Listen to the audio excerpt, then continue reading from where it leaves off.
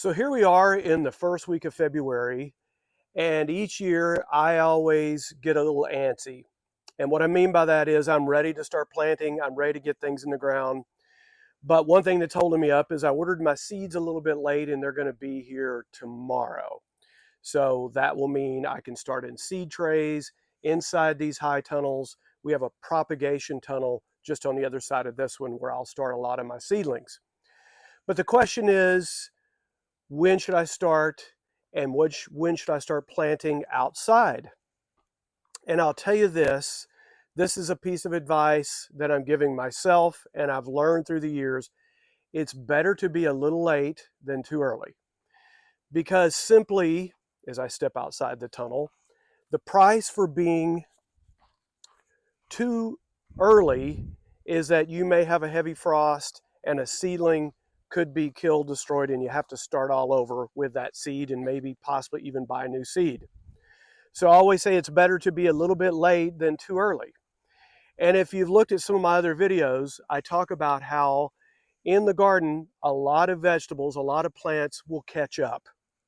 Even if they're planted 2 or 3 weeks late, don't worry, many vegetables will catch up. So especially in a smaller backyard setting, it's better to be a little bit late with your planting than too early. And I'll give you the example of right now. Here in Zone 8 in Central Texas, we are in a little mini heat wave. 2 weeks ago, we had that big, cold Arctic blast that came through. And this week, we're supposed to hit here in this area 85 degrees.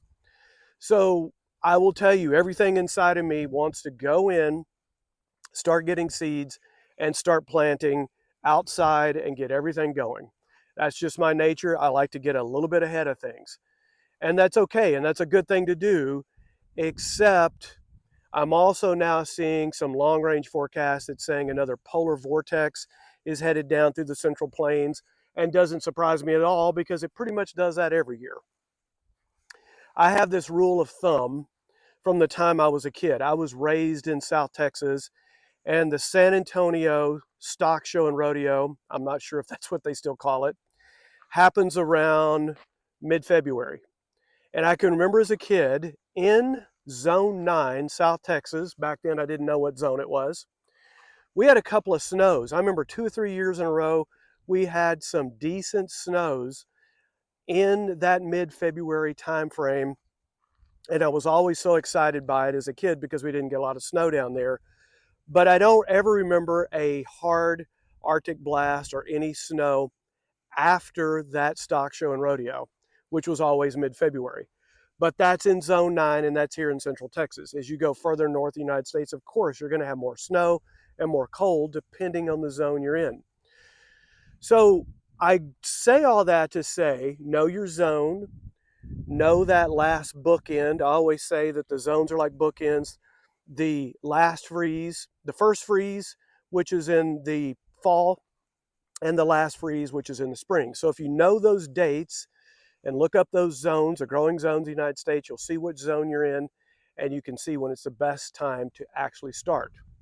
Now, we'll say this, if you have a greenhouse that's heated, all bets are off. You can plant now and start things because you've got that capability to do that. Also, in some of the high tunnels, there are people out there that have heated tables. Those growing tables, those typically are in more commercial settings. But of course, they can start earlier because they have heating tables. We don't use those because this is a warm enough area that would be a bad investment. They're fairly expensive, and that's something we don't need to add an expense because we have a lot of natural warm days anyway. So I tell you all this, that yes, it's time to start getting ready and thinking about your garden and planting your garden and buying your seeds. But my word of caution is don't jump the gun too soon because, as we've talked about, those plants, when we start to reach the warmer time of year, they catch up and they start producing well. And again, the price for planting too early is a lot of lost plants due to frost. And then the last thing I'll add, always look up and see which plants will do well in frost.